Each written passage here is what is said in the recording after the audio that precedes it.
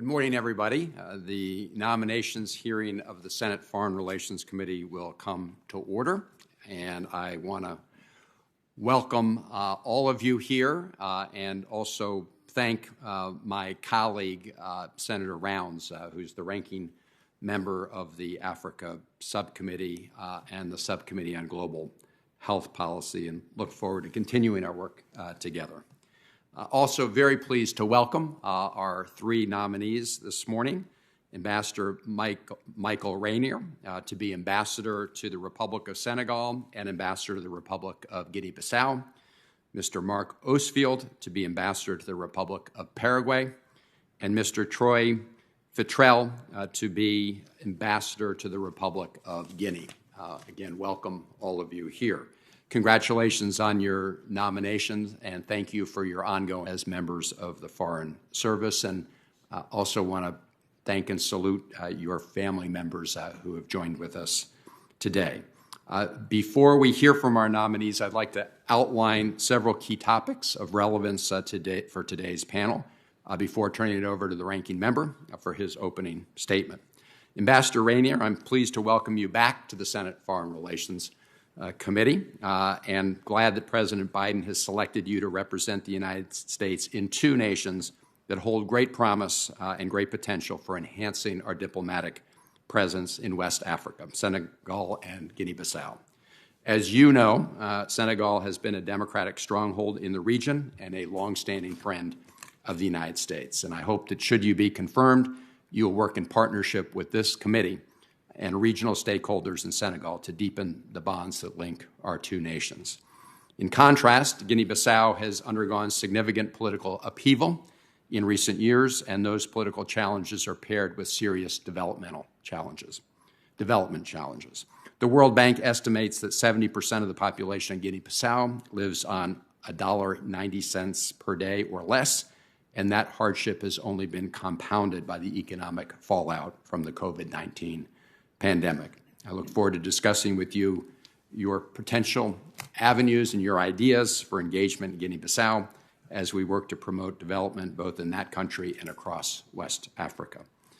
Mr. Fitrell, you've been selected by the President to serve in Guinea, another country that presents many challenges and also opportunities for engagement. I was pleased to see the State Department's determination from last year that Guinea has, quote, great potential, unquote, for the programs of the new International Development Finance Corporation, especially in the areas of banking, agriculture, IT, energy, and infrastructure. In addition, the USAID Office of Transition Initiatives recently launched a $15 million regional program seeking to bolster stability in coastal West African nations, including Guinea. At the same time, we must be clear-eyed about the challenges we face in Guinea from last year's violent and controversial re-election of President Condé. Also, to look at the impact of China's deepening influence in the country. I look forward to discussing measures the United States can take to leverage the tools at our disposal for the benefit of our interests and those of the people of Guinea. We all recognize that Africa is not a monolith. It's essential that we work with community partners and local leaders to address specific challenges facing each of these African nations, and as we work to strengthen our bilateral relationships, also to impact our broader effort to enlarge prosperity that is mutually beneficial to African nations and the United States in West Africa and throughout the continent. That larger mission must include finding ways to broaden our development efforts through initiatives like USAID and DFC, and enhance trade by making full use of the African Growth and Opportunity Act, AGOA, and other trade tools. We look forward to discussing those ideas with you as well. Finally, we come to Mr. Ostfield, who's been selected to serve on the other side of the Atlantic in Paraguay, which is a longtime friend and partner to the United States. And I've been pleased to see the Biden administration make a concerted effort to strengthen our already warm relations with Paraguay. On March 14th, as you know, Secretary Blinken spoke on the phone with President Benitez and reiterated United States support for the Paraguayan people.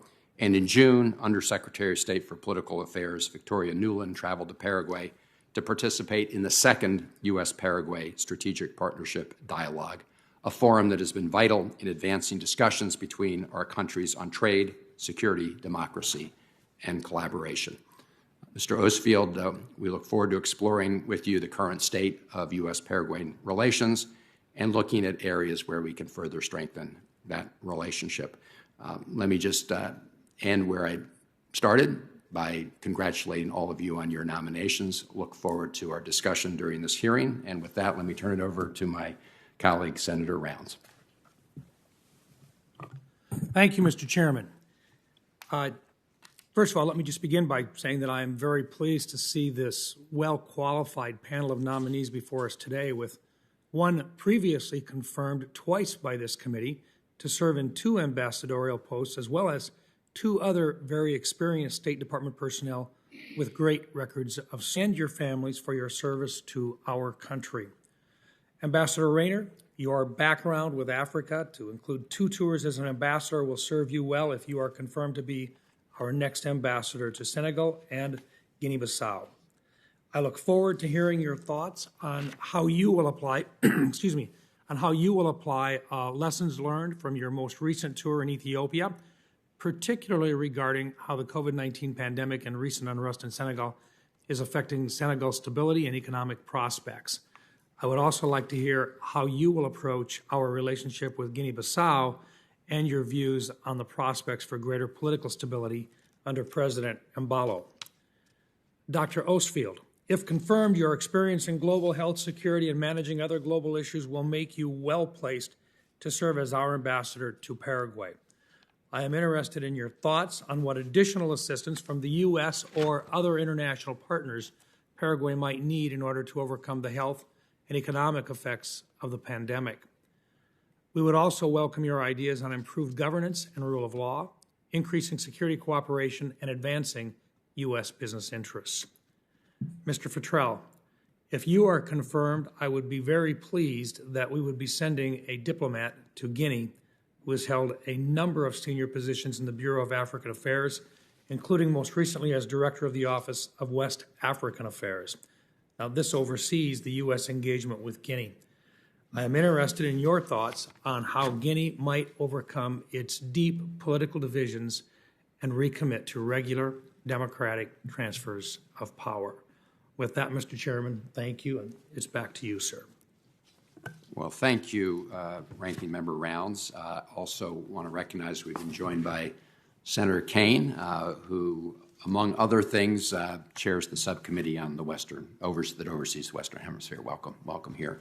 And before I turn it over to all of you for your testimony, let me just expand a little bit on your backgrounds. And Senator Rounds mentioned some of your experiences, but I do think it's worth emphasizing the deep experience that all of you have. And I must say, as someone who grew up in a Foreign Service family, I'm grateful for your service, and it always serves our country's interests well when we nominate and send people who have deep knowledge of the issue areas they're jumping into.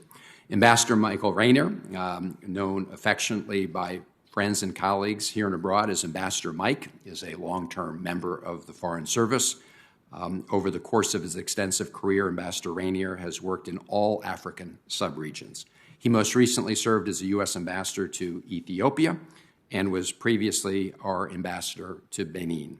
Earlier in his career, Ambassador Rayner was director of the Office of Career Development and Assignments in the State Department's Bureau of Human Resources, where he oversaw career development for over 14,000 members of the Foreign Service.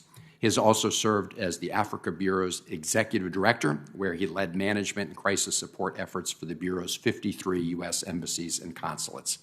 In addition, his previous service includes tours as management officer at U.S. embassies in Zimbabwe, Namibia, Guinea, and Djibouti.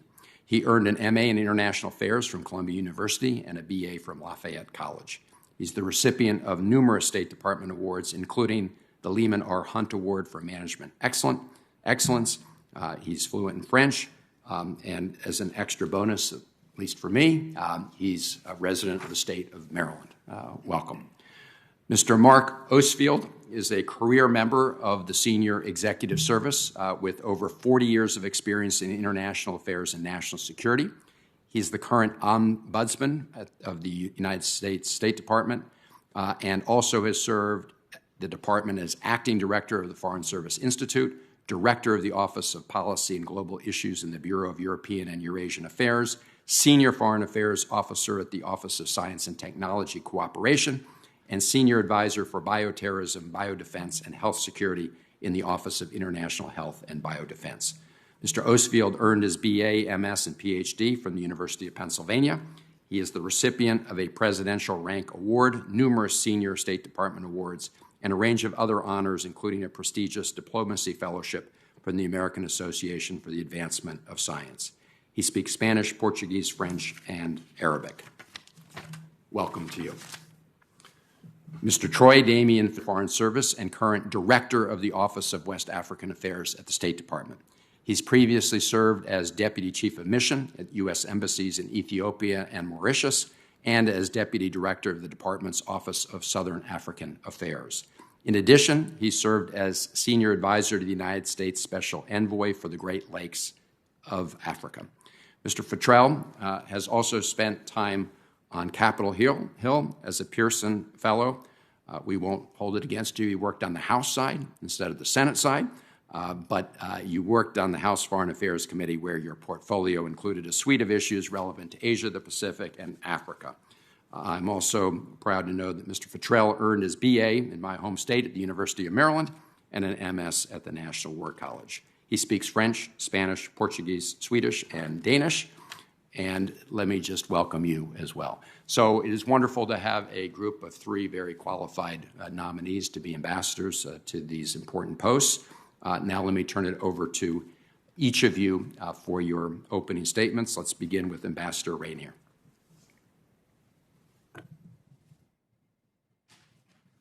Thank you very much. Mr. Chairman, Ranking Member Rounds, and members of the committee. I'm honored to appear before you today as President Biden's nominee to serve as ambassador to the Republic of Senegal and to the Republic of Guinea-Bissau. I'm grateful to the President and Secretary Blinken for their trust and confidence in me, and am deeply indebted to my wife, Kate, my son, Bradley, and my daughter, Emma, for their sacrifices and support throughout my Foreign Service career. During more than 31 years as a Foreign Service officer, I've developed substantial policy and managerial experience and a record of inclusive leadership, fostering interagency collaboration, strong performance by diverse teams, and high morale in challenging environments. As ambassador to Ethiopia, I advanced our bilateral priorities at the time, which included supporting the country's transition toward democratic governance and free market economics, launching new programs to bolster human rights and counter ethnic strife, strengthening peacekeeping and counterterrorism efforts, and facilitating major growth in U.S. commercial investments. I'm devastated by the current situation there. As ambassador to Benin, I elicited strong security cooperation, helped improve the country's business climate and U.S. commercial prospects, and strengthened the country's democratic trajectory. As Assistant Chief of Mission in Afghanistan, I led some of the United States' largest foreign assistance and justice sector programs, as well as the embassy's large and complex management, consular, and security operations, while regularly engaging Afghan leaders on governance and security concerns. As Executive Director of the Bureau of African Affairs, I led the State Department's management and crisis support for more than 50 posts in Africa. If confirmed as the next U.S. Ambassador to Senegal and to Guinea-Bissau, my highest priority will be the welfare, interests, and security of American citizens. Whether ensuring responsive consular services, advocating for U.S. businesses, or strengthening partnerships to confront regional instability, this priority will guide every embassy objective and activity. If confirmed, I'll also do everything I can to ensure that the dedicated women and men serving at the U.S. Embassy are secure, healthy, and provided every opportunity for success.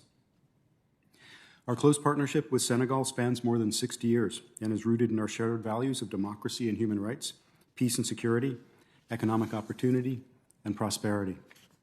Senegal's long democratic tradition of peaceful transitions of power, free and fair elections, a robust private press, and a strong civil society is unique in West Africa and serves as a model for the region.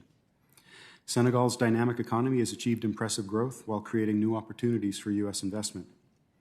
While the pandemic has hampered this progress and worsened the economic strains felt by Senegal's large youth population, U.S. public and private investments can play a key role in reigniting the country's growth.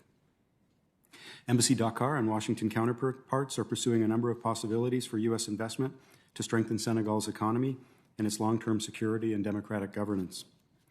Senegal is a key security partner in West Africa and a critical ally in the United States' efforts to promote stability and counter violent extremism.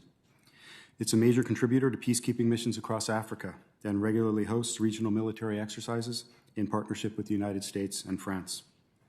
If confirmed, I'll work to strengthen the United States' essential democratic, commercial, development, and security partnerships with Senegal. In Guinea-Bissau, the United States has sustained its programs in partnership despite pandemic-related challenges, and there is scope to expand the bilateral relationship further in the days ahead. If confirmed, I'll seek to advance our two countries' shared interests in bolstering democracy and human rights, promoting stable and responsive civilian governance, advancing development and economic opportunity, and countering drug trafficking. We're dynamic nations with extraordinary histories and extraordinary potential. I'm honored by your consideration of me to serve in such an important posting. If confirmed, I'll welcome advice and input from you and your staff on any aspect of the United States' multifaceted relationships with Senegal and Guinea-Bissau. I'll also be pleased, if confirmed, to welcome you and your staff in Senegal and Guinea-Bissau and to keep you up to date on the activities of the U.S. Embassy in Dakar. Thank you for the opportunity to address you today. I look forward to answering any questions you may have. Thank you, Mr. Ambassador. Mr. Osfield.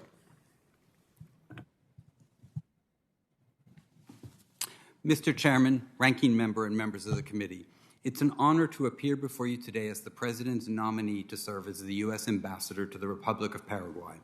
I'm grateful for the trust and confidence President Biden and Secretary Blinken have placed in me. I appear today with the support of my husband of 32 years, Michael, who's encouraged me throughout my career of public service. Over the course of the past 35 years, my work has always been about making the world a healthier, safer, more just, and more equitable place. Whether on the front lines of AIDS prevention, developing global health campaigns in Latin America and worldwide, or in the Department of State, shaping policy on issues ranging from bioterrorism to human rights, to human trafficking, to anti-corruption, my professional experience has demonstrated the power of diverse teams that reflect the country we serve and the ability to build coalitions in challenging environments. My experience as a volunteer firefighter has reinforced the importance of mutual aid and decision-making in high-pressure situations. If confirmed, I will draw upon this experience to advance U.S. goals in Paraguay by working to strengthen governance, increase security, and promote U.S. business interests. Mr. Chairman, Paraguay has proven to be a reliable partner and ardent defender of democracy in the region, calling for an end to undemocratic practices in Venezuela and Nicaragua, and supporting Cubans' right to peaceful protest. Paraguay's steadfast support for Taiwan is another indicator of its commitment to democracy.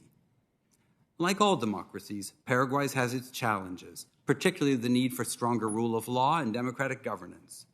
Transparency International's 2020 Corruption Perceptions Index ranks Paraguay 137 out of 180 countries, near the bottom for Latin America. In order to deliver prosperity for all its citizens and foster greater economic opportunities with the U.S., Paraguay must continue its efforts to root out corruption and impunity, increase transparency, and repair judicial integrity.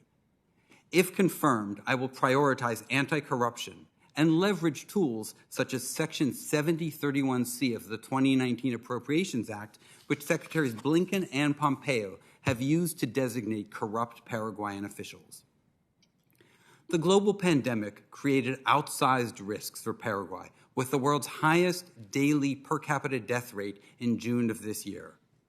The U.S. proudly donated 2 million vaccine doses to Paraguay in July, which promptly began its mass vaccination campaign. Additional U.S. support this year will bring U.S. funding for non-vaccine assistance to over $9 million since the start of the pandemic. Paraguay's long-standing bond with like-minded democratic partner Taiwan has made it a target of pressure tactics by the People's Republic of China to push Paraguay into switching diplomatic relations to Beijing. If confirmed, I will work to support Paraguay's economic and political sovereignty and its commitment to Taiwan. U.S. security goals center on helping Paraguay counter illicit networks, which threaten the safety of U.S. citizens and the region through money laundering, counterfeiting, drug trafficking, trafficking in persons, and links to terrorist organizations. If confirmed, I will prioritize helping Paraguay and regional partners strengthen border security and address transnational crime. The United States is Paraguay's #1 investor, and U.S. exports to Paraguay support an estimated 7,000 American jobs. To protect and expand U.S. business opportunities, I will engage Paraguayan authorities on investment disputes, procurement tenders, and intellectual property rights. Mr. Chairman, Ranking Member, and members of the committee, if confirmed, I will consult with this committee as we work for the safety, freedom, and prosperity of the U.S. and Paraguayan people. Thank you for the opportunity to appear before you today, and I look forward to your questions. Thank you, Mr. Osfield. Now we'll turn to Mr. Futrell. Mr. Chairman, Ranking Member, and members of the committee, I'm deeply honored to appear before you today and grateful to President Biden and Secretary Blinken for the confidence they have placed in me as their nominee for Ambassador to the Republic of Guinea. I'm proud to have my family here today, my wife, Catherine, a fellow Foreign Service officer, and my children, Madeline and Sam, who have spent their lives immersed in the Foreign Service themselves. Although my career has taken us all to several continents, we are drawn to and always thrilled to be in sub-Saharan Africa, where we've spent the majority of our assignments. My last assignment as Director for West African Affairs was, like everyone's, shaken up by the pandemic. But the one and only trip I was able to take before the pandemic struck began in Guinea, where I had the pleasure of traveling up country with my friend and colleague, Ambassador Simon Henshaw, whose passing was a shock to all who knew him. It would be a signal honor, if confirmed, to try to build upon his work. The relationship between the United States and Guinea has passed through various stages during Guinea's 63 years of independence, but we have always extended our hand in partnership through support for nascent democratic institutions, productive economic initiatives, and supporting the Guinean people directly through effective education and health programs, including in response to the Ebola epidemic in 2014. Indeed, in this current pandemic, American investments in health systems paid off as Guinea sought to mitigate the ravages of COVID-19. In the midst of this crisis, however, Ebola raised its ugly head again earlier this year, and those American-supported institutions reacted swiftly and effectively, halting it this time in a matter of months and with minimal loss of life. Economically, Guinea is growing faster than anticipated, sustained mostly by strong mining activity, construction, and agriculture. U.S. companies have been in Guinea since the days of independence, and more are joining them every year. Recent investments in energy, infrastructure, mining, and banking show that when given a fair chance, the United States is the preferred partner. I don't minimize the challenges. There are opportunities in infrastructure precisely because so little infrastructure exists. The challenges to doing business in Guinea are well documented, and recent political tensions only increase the level of difficulty. As we partner with the Guinean people, we advocate for fundamental freedoms. We advocate for open political participation, and we advocate for justice and dignity. Guinea was born a nation of peace and leadership, and the citizens of that country, the region, and the world need a Guinea that builds upon that history. Right now, Guineans rightfully express concern about peace and security, both at home and in the region. If confirmed, I will encourage dialogue among the parties to strengthen political pluralism. Such dialogue can only succeed if all sides feel confident that there can be a positive outcome. We support efforts to reform Guinea's security institutions with capacity-building efforts to bolster civilian protection, rule of law, and accountability. Guinea's troops have performed well in Mali, the most dangerous peacekeeping mission on earth, and we recognize Guinea for that contribution. If confirmed as the 23rd U.S. Ambassador to the Republic of Guinea, I will support and encourage the ongoing democratic process. I will promote economic development, including advocacy for U.S. exports, support for U.S. investment, and helping diversify Guinea's economy. And I will work to improve public health institutions, enhance Guinea's efforts against trafficking in persons, and strengthen our security partnership. Thank you, Mr. Chairman, Ranking Member, and members of the committee for the opportunity to address you today. My wife and I are both former Hill staffers, and so I would also like to thank your staffs for all they do to support you and your constituents every day. If confirmed, I look forward to working with you in representing the interests of the American people in Guinea, and I hope very much to welcome you there on a visit one day soon. And with that, I am happy to answer any questions you may have. Thank you. Thank you, Mr. Futrell. And thank all of you again, and welcome to all the family members who are with us. And I want to reinforce your statement of appreciation for all our staffs as well. Ambassador Rayner, if you were to pick sort of the top challenge that you will face in each of the two countries that you would go to, if confirmed, can you just identify those very quickly? Thank you, Senator. Absolutely. In Guinea-Bissau, the top challenge is to create a sense of partnership that reflects shared values of democracy and governance and creates opportunity to bring U.S. influence to bear on the development of that country, the economic opportunities of that country, and the political opportunities for the people of that country, so that it can build its governance, it can reinforce its stability, and it can become more integrated into regional and international community of nations. A slightly three-part question, one-part question, a three-part answer. Politically, it's as we both have noted, sir, a very long-standing democracy, but all democracies incurred strains, and paying attention to maintaining political space, to respecting citizens' rights and opportunities of expression and participation remains important for all of our democracies, and I would very much want to reinforce our partnership with Senegal in that regard. Senegal plays an enormously important security role, both as a bulwark against terrorism in the Sahel and its peacekeeping mission. I would very much want to reinforce its capacity to play both of those roles, while also continuing to support its efforts to inculcate its security and military institutions with a high respect for democratic norms. Economically, enormous potential for U.S. firms. I would very much want to support and broaden those opportunities and bring deals to fruition, while also through private sector and public engagement, building up Senegal's economy, its capacity to create jobs for its large youth population, both to create economic opportunity for all of us, but also to contribute to Senegal's ongoing stability and democracy as well.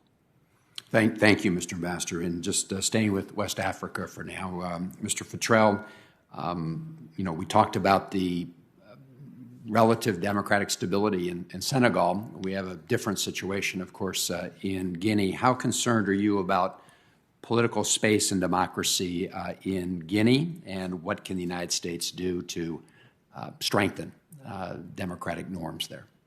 I am indeed concerned about these issues. Right now, the levels of political tension in the aftermath of the violence and the conflict of last year's election season it still echoes. The number of detainees currently held in custody in Guinea are worrying.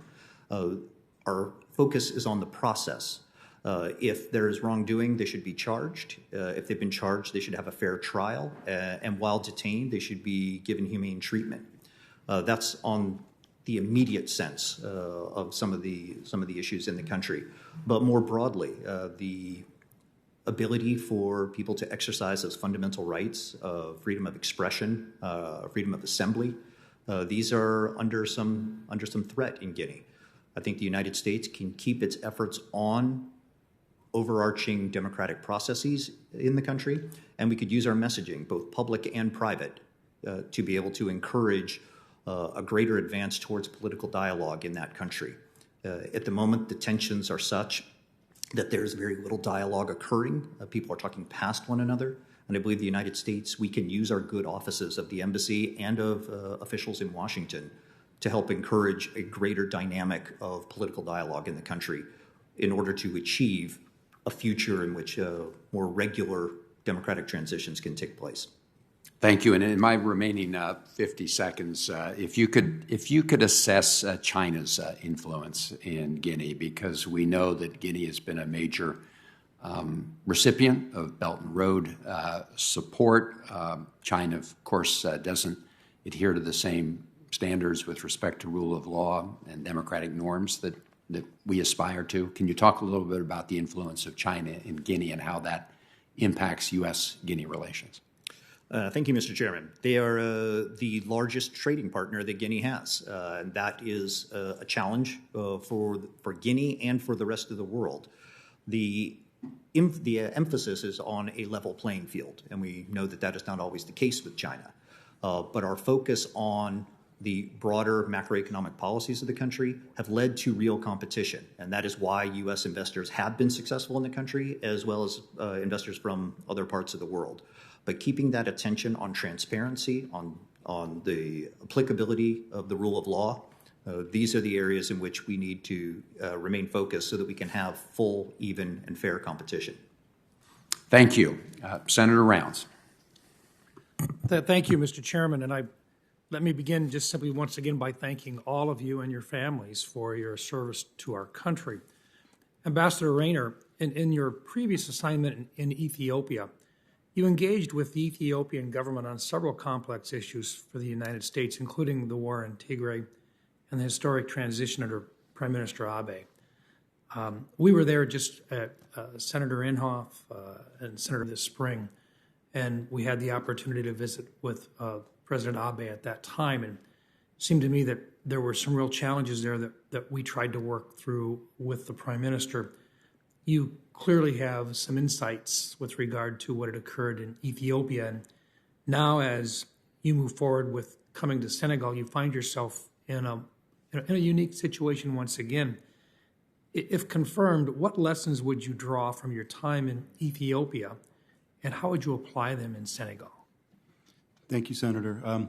I guess I would note at the outset that while there would certainly be much commonality in my engagement in Senegal, if confirmed, as there was in Ethiopia, the starting point is pretty different.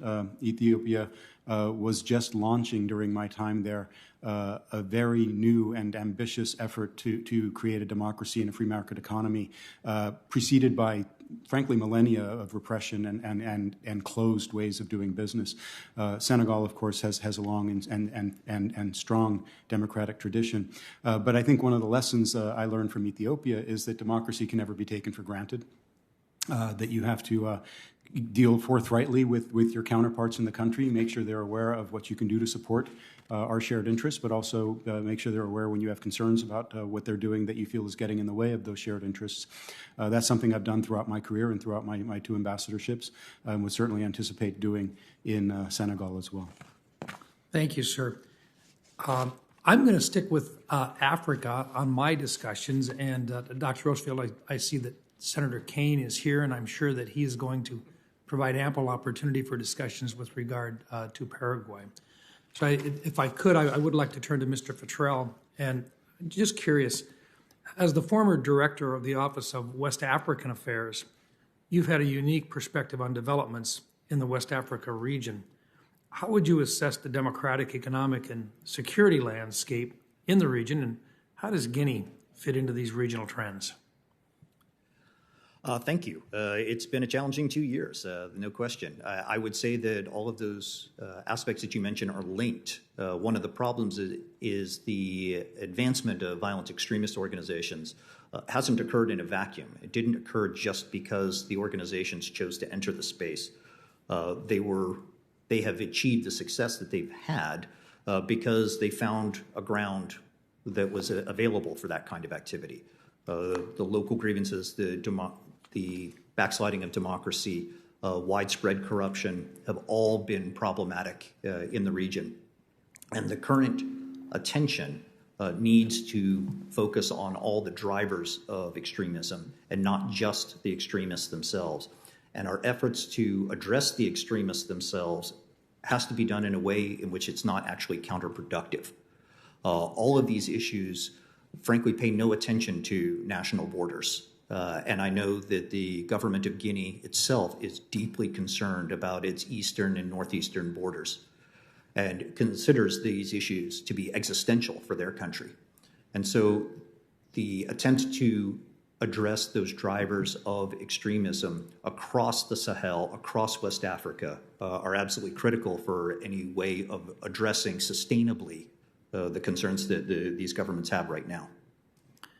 If you could provide advice to us today with regard to Chinese influence and how to offset it, if there were perhaps one or two specific areas where we could be more precise, more exacting, more on target with the type of programs that we should support. What would you recommend to us in terms of the right tools for use? Bingo, Senator. You put it right in your own words. The programs that you gave us with the International Development and Finance Corporation is probably the biggest step forward for us to be able to compete on a level playing field.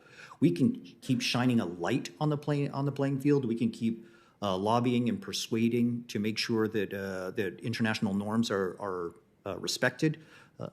But if we don't have the financing behind our expeditionary commercial efforts, then we're always going to be fighting for second place. And we have already seen tremendous successes with OPIC, and with its successor organization, the DFC, we're looking forward to some tremendous successes in the region.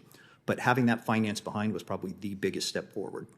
Very good. Senator Rounds. Senator Kane. Thank you, Chairman, and Senator Rounds is right. I'm really here to really focus on Paraguay, so Mr. Ostfeld, welcome. Just a quick story and then a question, and it's about U.S. vaccines in Paraguay and really throughout the region. Just returned from a CODEL, 6 of us, 3 Democrats, 3 Republicans. We went to Mexico, Guatemala, Ecuador, and Colombia. And what we heard, there were many issues, but what we heard again and again was just this deep appreciation for the U.S. donation of vaccines. And if I had read a memo about it, I would have sort of understood it, but I really had to go and hear it because the story we heard again and again is the U.S. is donating vaccines to us. China and Russia are willing to sell us vaccines. We really feel good about the quality of the U.S. vaccines. We're not 100% sure about the quality of the China and Russia vaccines. And when we make a contract with China and Russia to get vaccines, they may or may not come through. Paraguay's had a very difficult time during COVID. It has one of the lowest vaccination rates in the Americas. It's got a population of 7 million.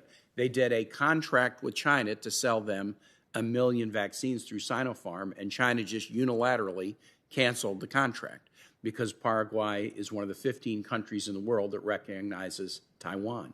This is a huge political issue in Paraguay. The President Benitez's handling of the pandemic and the challenges they've had led the Congress there to consider impeaching him just a couple of months ago. They averted that, but China likely saw that as an opportunity, and so just last month canceled the vaccines. On the other hand, the United States has delivered 1 million vaccines, donated 1 million vaccines to Paraguay, and with the announcement of President Biden the other day, there's a chance that we may donate more. Other nations in the Americas, El Salvador, the Dominican Republic, as soon as they stopped recognizing Taiwan, China gave them vaccines. Often in the last few years, what we've heard from leaders in the region is that the U.S., we'd much rather deal with the U.S. than China, much rather. We're culturally so connected, but you're not around and China is, and if China's around, we're going to deal with them. The vaccine delivery and donations by the United States gives us such a massive opportunity to rebuild goodwill and really kind of accelerate our goodwill ahead of China's in the region if we do it right. So I'll ask you, Mr. Ostfeld, should you be confirmed, how might you use the fact that the U.S. is being a great global donor, including to countries in the Americas, including Paraguay, to build our standing and deepen the relationship between the United States and Paraguay? Thank you, Senator Kane. It's great to hear your experience on the recent CODEL to the region.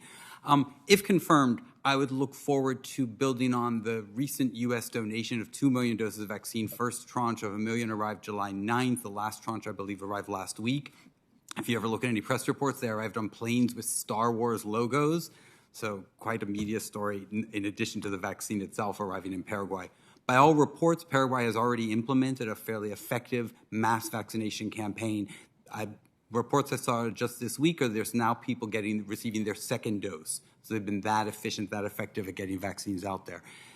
And it's true that the China-Taiwan relationship or the China-Taiwan issue complicates things for Paraguay. They don't have access to the Chinese resources. If confirmed, I would look forward to working with the government of Paraguay to strengthen Paraguay's commitment to Taiwan.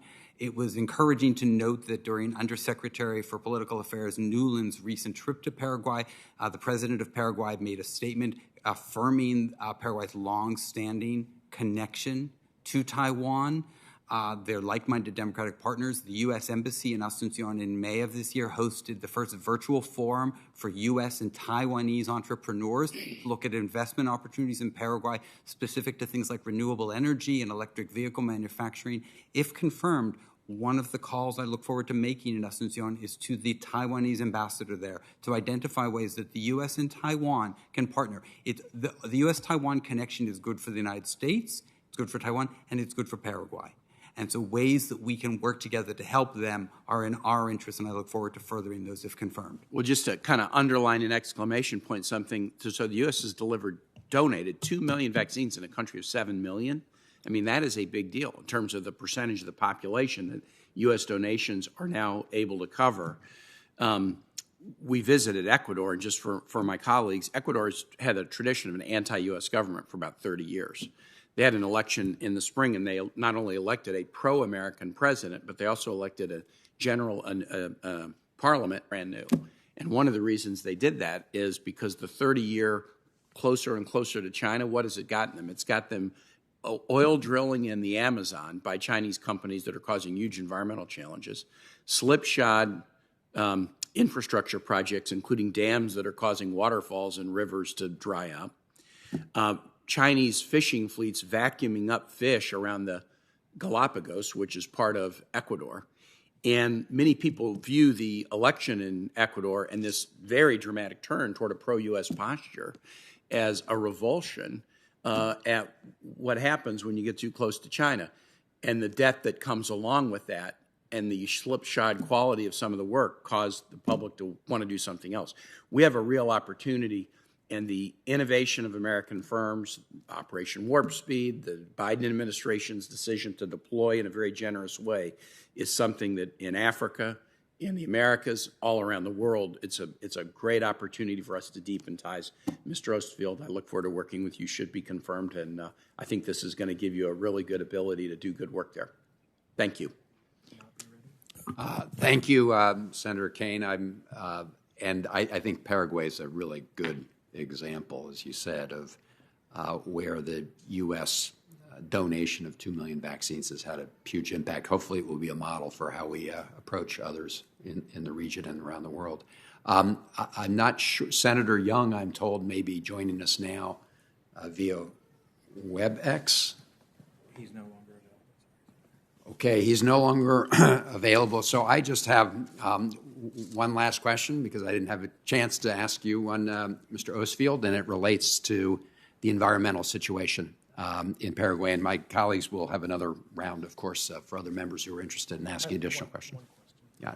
So, last October, Paraguay endured one of its worst wildfire seasons, and it's currently suffering from a drought that has depleted the Paraguay River, which is the country's main waterway and trade corridor. It's gone to record lows. This has led to environmental degradation and worsened economic hardship during the pandemic. It has also led Paraguay to ask Brazil, which is suffering from its own severe drought, to release water from the low-capacity Itaipu Dam. So what is your assessment of the environmental and economic impact of the drought, and how has this impacted Paraguay's relationship with neighboring Brazil? Thank you, Mr. Chairman. If confirmed, I would look forward to working with the government of Paraguay on strengthening their ability to respond to the kind of environmental threats you described. Paraguay has taken some meaningful actions in this step, already participating in the Ministerial Roundtable in April with Special Envoy for Climate Change, Kerry, committed to achieving zero net emissions by the year 2050, and with USAID support has been working on improving sustainable livestock processes and forest fire management, recognizing the great threat they've experienced and that they face.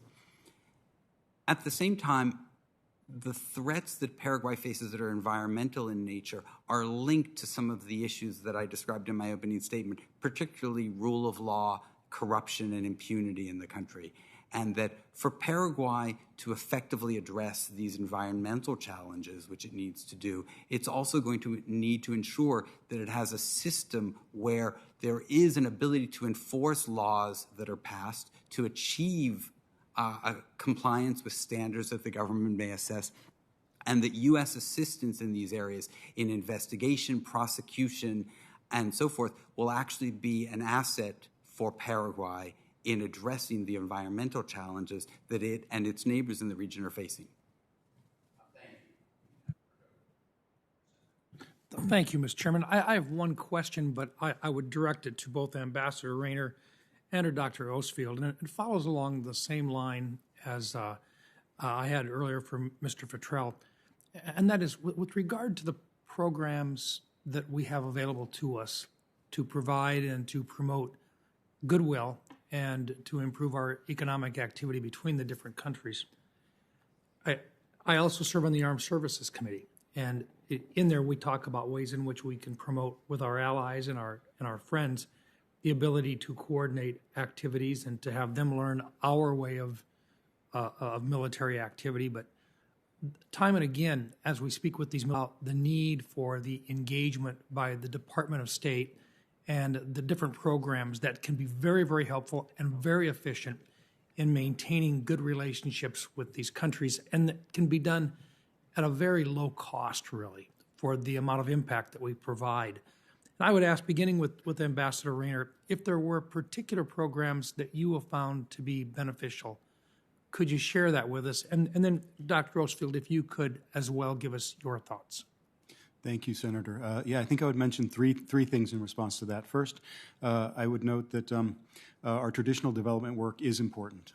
It meets human needs. It shows that we are in partnership with the country where we're engaged and not there to pursue our own narrow interests. And elevating the visibility of that impact is something that I have always sought to do at the embassies I've served at. And I think that's an important piece of it, because we need to persuade not only the governments but the people of these countries where their true friends and partners are. Secondly, I would note that training in the United States, leadership development programs in the United States.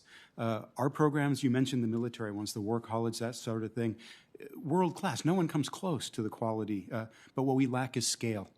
China doesn't do it as well as we do, but they do it for hundreds, thousands of times more people than we do. So if there were a way that we could increase the scale of some of these programs, bring them to the United States, it's not the same to do the work in the country, because when they come to the United States, they understand America in a way that they will never understand if they're not physically there, absorbing everything that we are. The third thing I would mention is, as important as I think training and development programs are, I think the way that the United States ultimately will be transformational is through the private sector, through high-quality private sector engagement with countries. We have enormous interest, I know, in Senegal and in every country I've served at, in the quality of U.S. private sector engagement, sharing information, high-quality labor standards, environmental standards. We do it right, but where we suffer is on the competitive cost side of that. So you mentioned DFC, and I got to say that that's a very exciting reinvention of that program from where I sit, based on what we did before. The scale of it is more in keeping with what we need to be doing. Its construct can and should make it more nimble, because what we do is run out of time. We have processes, and China and others come with financing built in. So we need to streamline and make more scaled and impactful the financing piece of the support we provide to our own private sector engagement. Thank you. Dr. Ostfield. Thank you, Senator Rounds. I would focus on three areas in terms of where the U.S. can better help Paraguay develop and become an even stronger and more viable partner for us and for the region it works in. The first of those is addressing governance and rule of law, and U.S. training and technical support and financial support to help Paraguay root out corruption, to strengthen the integrity of their judicial system, which has a reputation of being weak and corrupt, is an essential element of ensuring that Paraguay has the kind of thriving democracy that the Paraguayan people deserve and that we also want to see for Paraguay. Secondly, U.S. assistance in improving security in the region. That includes things like money laundering, links to terrorism financing, narcotics trafficking, counterfeiting, and U.S. assistance has helped in areas related to asset forfeiture, improved investigatory techniques, better case-building mechanisms, strengthened prosecution across the board. Not only do we do that on the civilian side, U.S. military has been assisting the Paraguayan military in things like crisis response to help address the security situation in the tri-border area, which is the area that Paraguay borders Brazil and Argentina, but also more broadly. And then finally, if Paraguay wants to indeed be an attractive destination for U.S. businesses, to further investment there, Paraguay is going to have to address these issues. U.S. assistance is already working with Paraguay, for example, on improving the transparency of its solicitations and its procurement tenders, which have a tendency to be opaque, to help the government of Paraguay better understand the risks with untrusted vendors, and to dissuade Paraguay's business community from the investment disputes and frivolous lawsuits in violation of intellectual property rights, which ultimately act as a deterrent for many U.S. businesses to invest in Paraguay. Thank you. Thank you, Mr. Chairman. Thank you, Senator Rounds, and I don't know if you have. I would just simply say thank you to our panelists before us today, our nominees. Clearly, as I said earlier, you are a qualified group of individuals, and I thank you and your families for your service. And let me second that and just say I think this is a very important moment for American diplomacy around the world, and in my judgment, all of you will help our country meet that moment in the countries you've been nominated to be our ambassador in, and I look forward to supporting your nominations. For any members wishing to submit questions for the record, the hearing record will remain open until the close of business tomorrow, Friday, August 6th. And with that, this hearing is adjourned.